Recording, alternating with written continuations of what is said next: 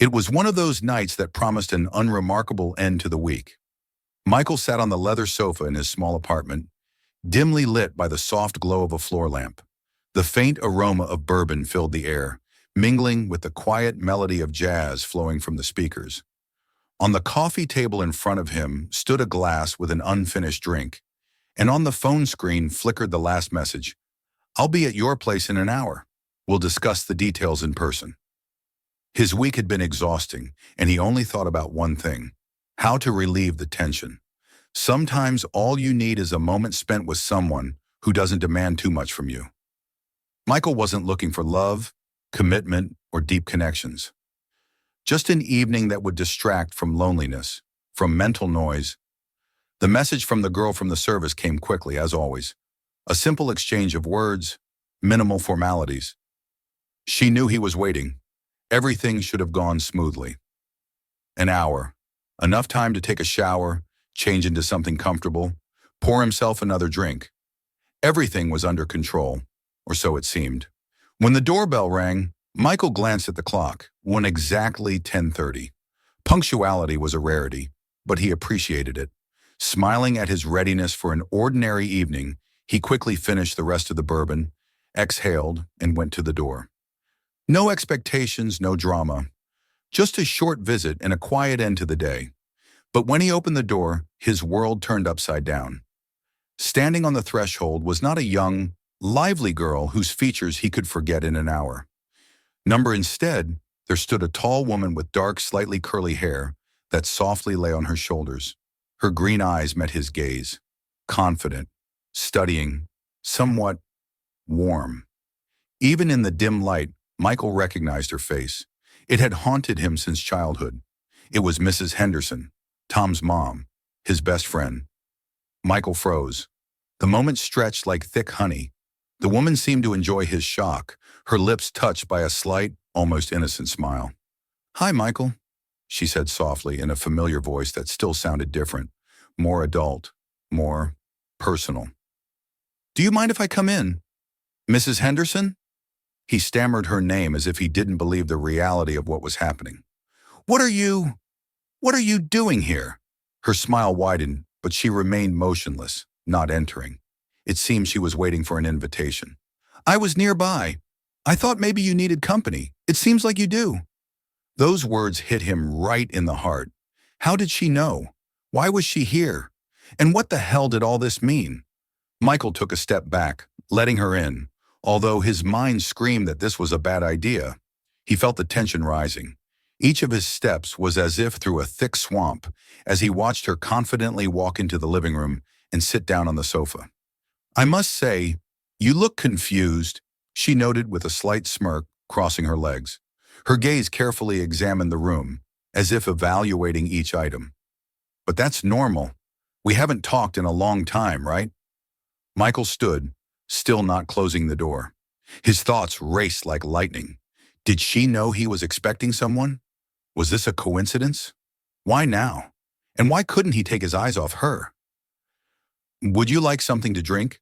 he finally asked, trying to regain control of the situation. His voice sounded unusually hoarse. She smiled as if reading his thoughts. "Why not? Just nothing too strong. I had other plans for the evening, but I think this could be even more interesting." Michael approached the kitchen cabinet, feeling his hands slightly trembling. This night, which began as a simple transaction, was turning into something entirely different. He poured her a glass of wine, handing it to her with almost mechanical care. When he sat down opposite her, their gazes met again. There was something in her eyes that made him freeze. Not just curiosity, it was something more, as if she knew more about him than he knew about her. And at that moment he realized this night would become the beginning of something for him that he could not control. Michael sat across from Mrs. Henderson, feeling the air between them thicken. Her presence seemed to change the very atmosphere of the room. He tried to maintain his composure, but his gaze kept sliding to her hands, neatly holding the glass. She looked relaxed, but this only intensified his tension. "Do you always keep your home so tidy?" she asked, slightly raising an eyebrow. Her voice was light, almost playful, but there was a hidden warmth in it. She looked around the living room, her gaze catching on details. Books on the shelf, neatly folded magazines, an almost empty bottle of bourbon on the table.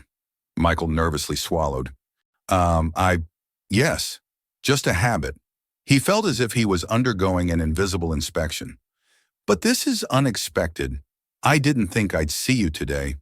She smirked, her lips curling into a slight smile. And sometimes the most unexpected encounters are the most interesting, don't you think? Those words seemed to catch him. Why was she here?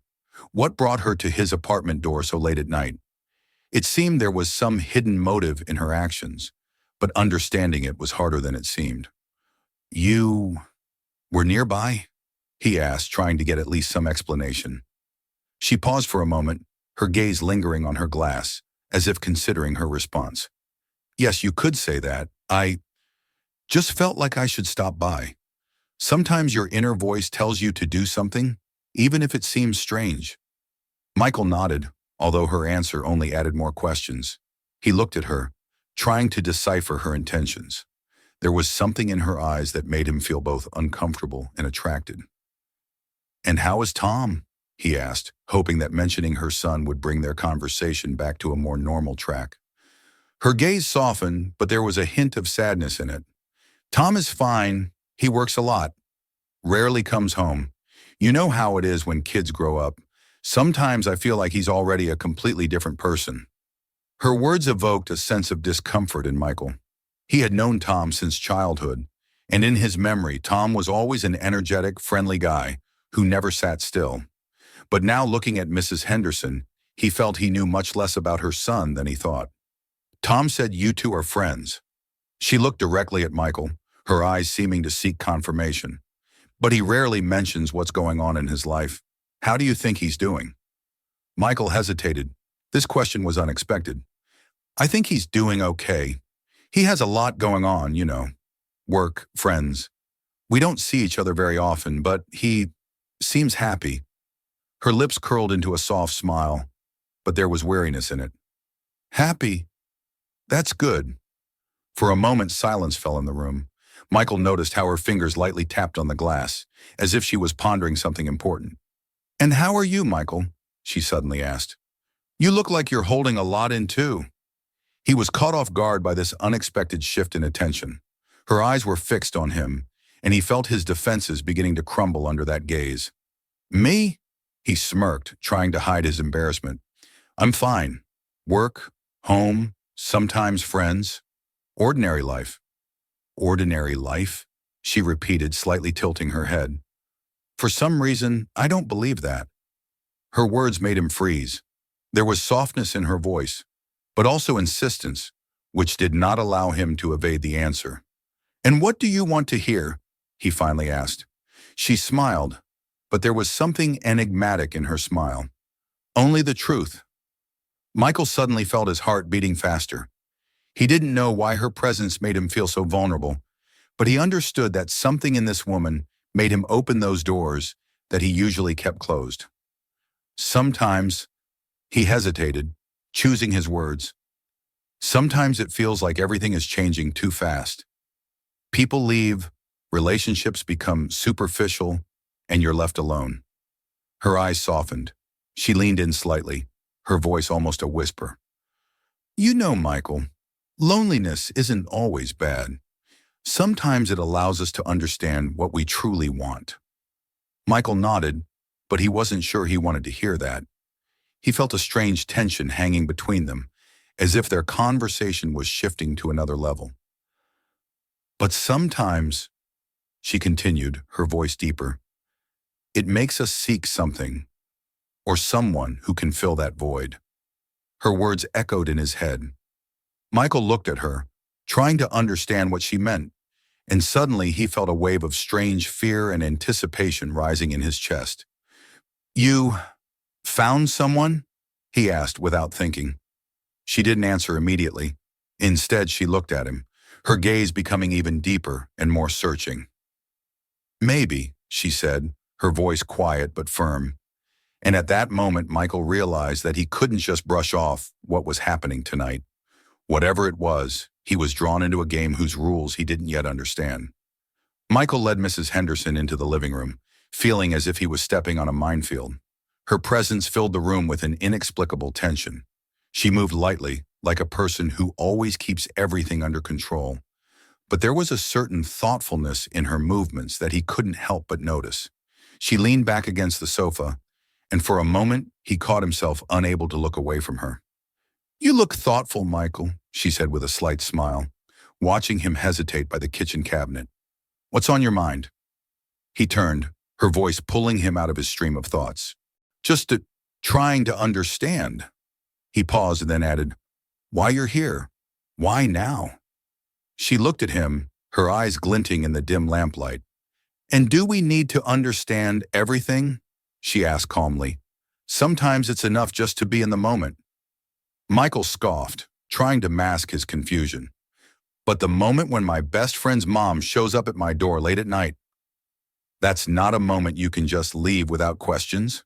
She smiled faintly, then lowered her gaze to the glass she was holding. "You're right," she said softly. "This isn't a typical situation." She fell silent, as if considering whether to say more. This silence stretched until Michael couldn't take it anymore. He sat down on the sofa across from her, placing his hands on his knees. "Then explain to me," he said, looking her straight in the eyes. "What's going on here?" Her eyes met his. For a moment he thought she would look away or give an evasive answer. But instead she sighed, her shoulders slumping, and she looked as if she carried an invisible burden. "Have you ever felt stuck?" she asked. Her voice was soft, but there was a note of bitterness in it. "Stuck?" Michael frowned. "What do you mean?" She set the glass down on the coffee table in front of her and ran her fingers along the rim, as if that movement held all her uncertainty. "I'm talking about life, about realizing that everything you've built, everything you've done, doesn't bring you happiness, and you can't find a way out of it." Her words echoed in Michael's head. He wasn't sure what to say. The way she said it, her tone, it was so personal, so open, that he felt like a privileged witness to something very important. "I think I understand," he said slowly. "I sometimes feel like the days just pass by, and I'm not doing anything to change it." She nodded as if she had expected that answer. "That's exactly what I'm talking about," she said. "But you know, Michael, there comes a moment when you realize you need to do something, that you need to take a risk." "Take a risk?" he repeated, a bit confused. "What do you mean?" She looked at him as if weighing whether to continue. Her gaze was intent, almost scrutinizing. "Sometimes risk is just allowing yourself to feel something again," she said, her voice growing softer, almost a whisper. "Even if it seems wrong." Those words hung in the air, creating a strange but palpable tension between them. Michael felt something stirring inside him. She wasn't specifying what she was talking about, but her tone, her gaze, it all hinted at something much more than just a conversation about life. He tried to lighten the mood, smiling faintly. "Are you sure that's just the wine? Maybe you added something?" His tone was playful, but there was a hint of uncertainty in his voice. She smiled, but there was sadness in her smile. "No, Michael. It's just me." They fell silent again. The silence was heavy, as if the words they hadn't said were louder than anything else. "And Tom," Michael suddenly asked, breaking the silence, "if he finds out you're here?" She looked at him, and her gaze became serious. "Tom won't know anything," she said firmly. "This is between us." Those words made his heart beat faster. He understood that he was crossing a line, but he couldn't make himself turn back. Her words, her voice, her presence, it all drew him to her like a magnet. "And what if I don't want this to be just between us?" he suddenly asked, not realizing that those words had already slipped from his lips. She looked at him, and a mixture of surprise and something else he couldn't immediately recognize flashed in her eyes. "Then you need to be sure you're ready for what comes next," she said softly. Michael knew that tonight wouldn't end simply. She had changed everything, and now he was drawn into a game he didn't yet fully understand. Michael couldn't sleep that night. After Mrs. Henderson left, his mind was in chaos. Her words, her looks, her behavior. It all left an indelible mark on his thoughts. This wasn't just a meeting, it was something more, something he couldn't quite grasp. She had come to him, talking about a stuck life, about risk, about allowing oneself to feel.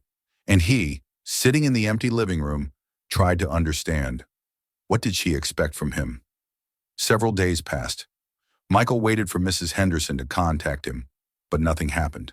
He wondered if he should write to her himself. But one day his patience snapped.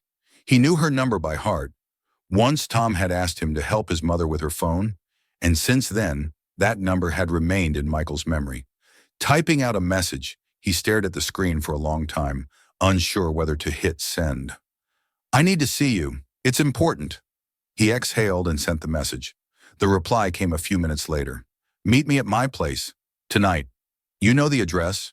Mrs. Henderson's house was located in a cozy neighborhood where trees reached for the sky and homes looked uniformly neat and well kept. Approaching the door, Michael felt his heart pounding wildly. This felt like the edge between what was right and what could ruin everything.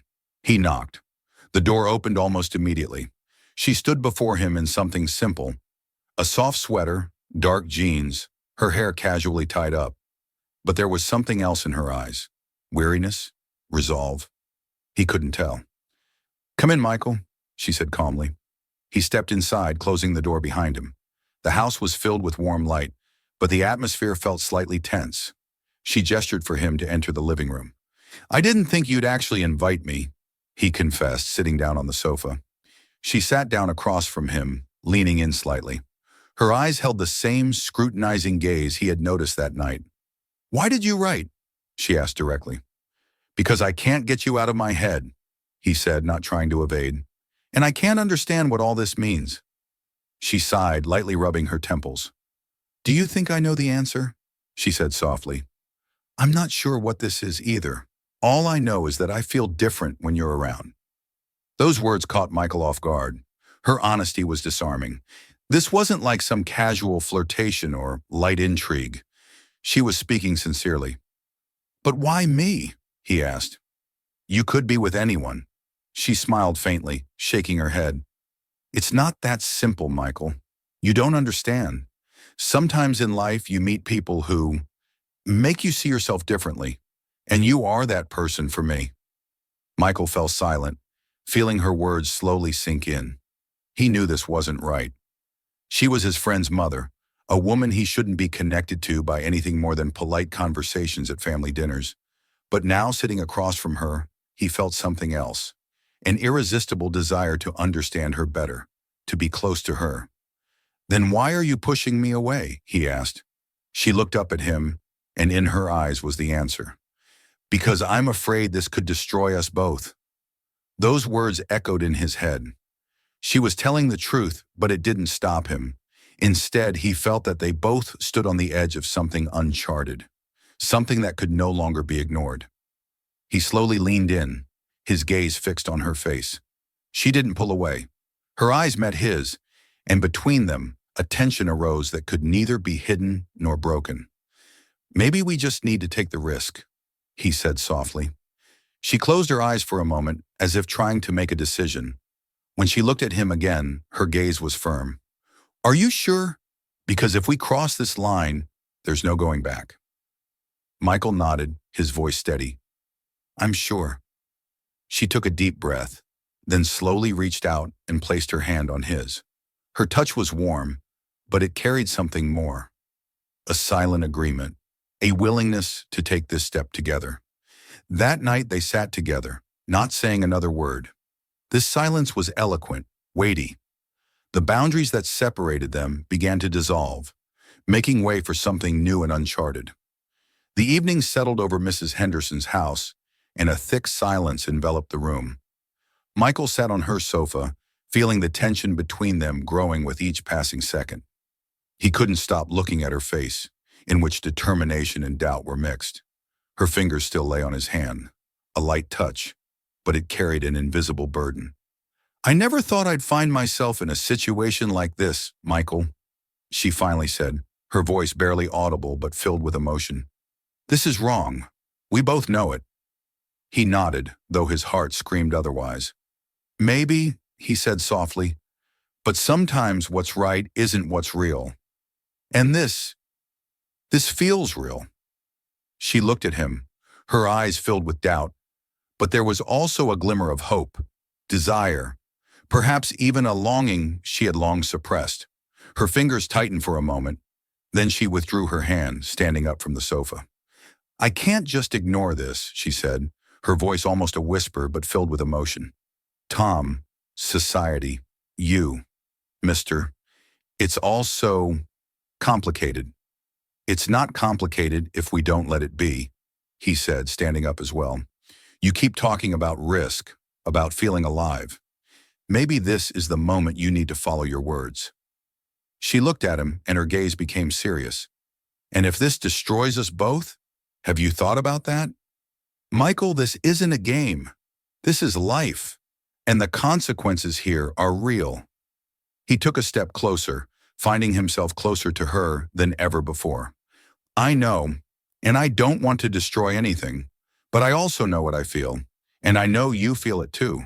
I see it. She froze, her breath quickening.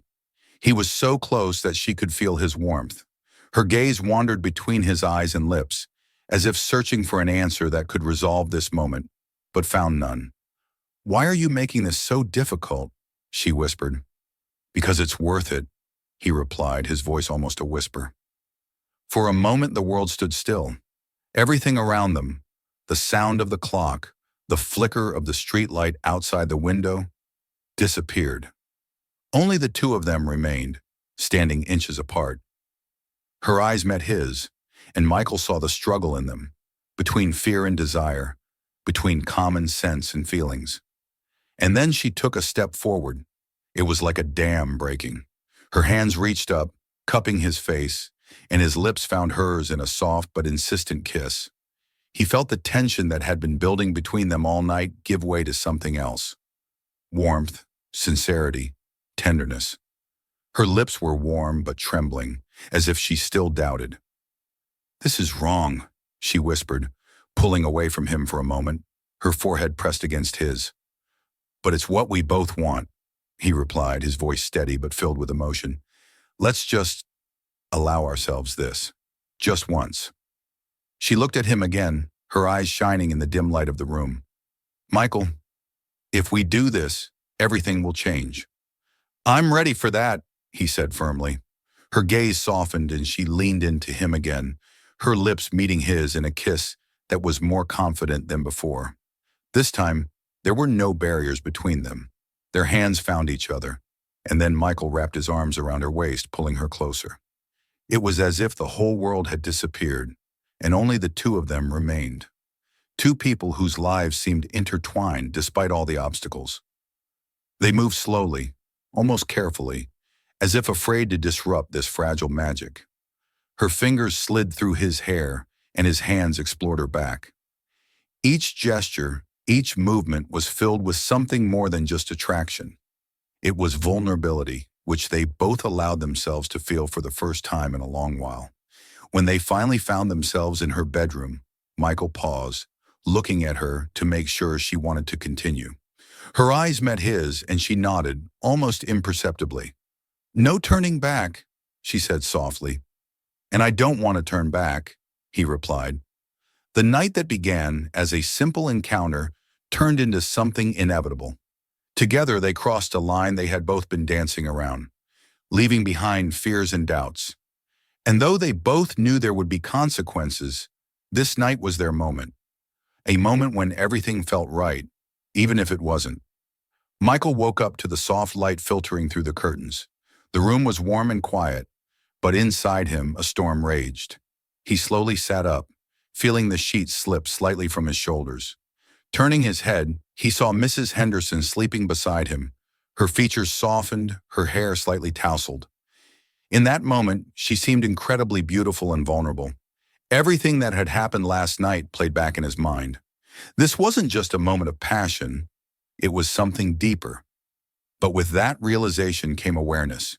The weight of their actions hung in the air like a shadow, ready to shatter the fragile connection they had created. He slowly got up, trying not to wake her. Putting on a shirt, Michael went into the living room and sat on the sofa, burying his face in his hands. As the euphoria and excitement of the previous night began to fade, reality hit him hard. Tom, his best friend. What would he say if he found out? How would he react to the knowledge that his mother and Michael had crossed a line that should never have been crossed? And how would she take it when she woke up and realized that their connection could no longer be ignored? The sound of footsteps made him look up. She stood in the doorway, wrapped in a blanket, her gaze soft but guarded. "Are you okay?" she asked softly. Michael sighed, looking away. "I don't know. I can't stop thinking about what happens next." She came closer, sitting down across from him and placing her hand on his knee. "I knew it would be like this," she said. Her voice was calm, but there was weariness in it. "I knew this would change everything, but it doesn't mean I regret it." He looked at her, surprised by her words. "You don't regret it?" he asked. She shook her head. "Number." "It was a real night, Michael. Maybe for the first time in a long time, I felt alive. But that doesn't mean it will be easy." His heart ached at her words. He knew she was right. They had made a choice, but now they had to face the consequences. "Tom," he said, and that name, spoken aloud, hung in the air. "What will we tell Tom?" She leaned back against the sofa, closing her eyes. "I don't know. Maybe nothing. Maybe he never needs to know." Michael felt something twist inside him. The secret they were planning to keep could become something destructive, but they had no other choice. Not now. "I don't want to lose his friendship," he said, his voice hoarse, "but I can't ignore what happened between us either." She opened her eyes and looked at him with sadness. "I don't want you to lose him either. Tom is important to you." Those words hit him harder than he expected. She wasn't playing. She wasn't trying to create an illusion. She was being honest, and that made everything even more complicated.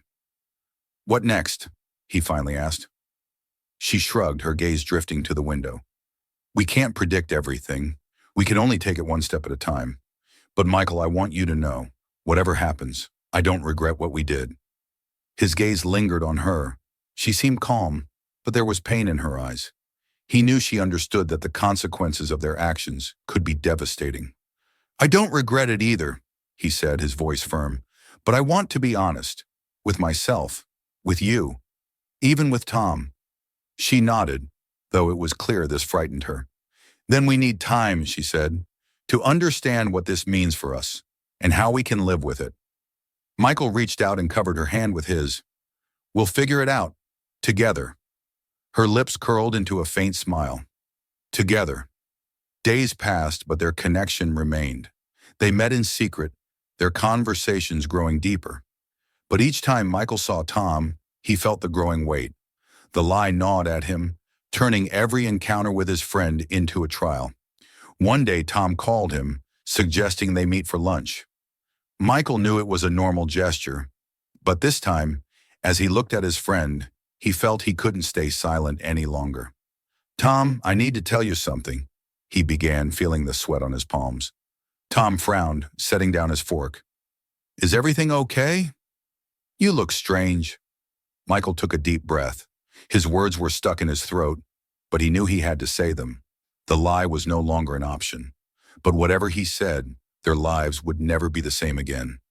And this was just the first step in a long journey where decisions and mistakes collided to change their destinies forever.